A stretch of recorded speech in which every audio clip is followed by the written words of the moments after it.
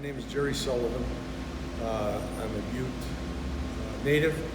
I was raised in Muckerville, and for those who don't recognize Muckerville, it was up in the St. Mary's Parish on the hill.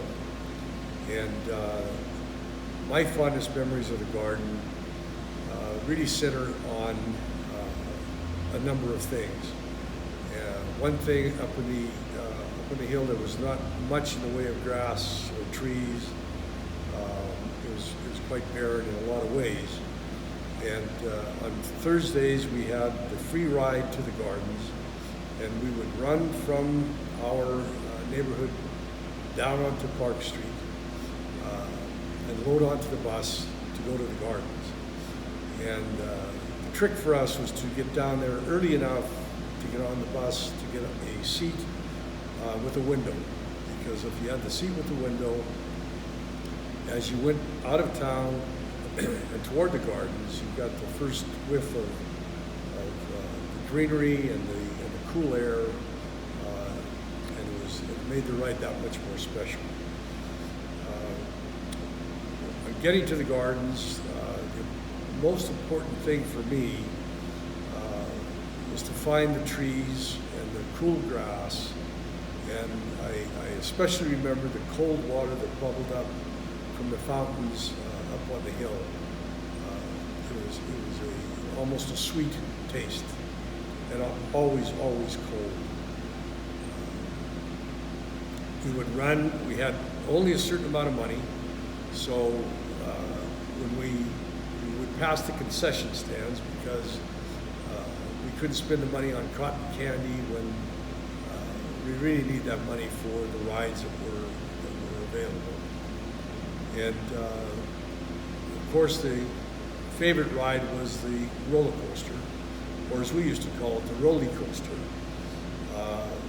But then the next important ride for me was the airplane ride. And it was such a sense of freedom to fly, and to, if you're in the front of the biplane, then you have all of the action of the propeller and the rush of cold air,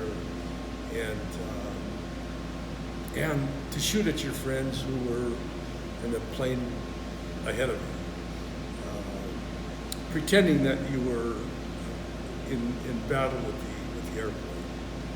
And I most especially remember the sensation of when the ride was over, the propellers would stop spinning, and there was almost a feeling of gliding through the air without any support. And I just loved the sensation of that. We would run up the hill.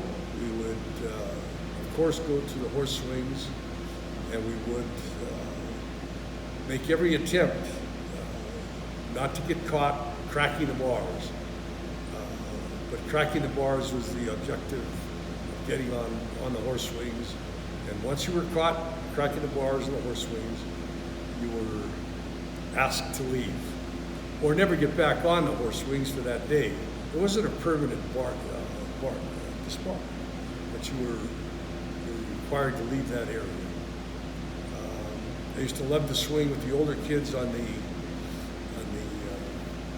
I can't even remember the name of it now, but the high school kids would lift us up onto the swing, and then they would run around and get the swing going really fast, and we just used to love that.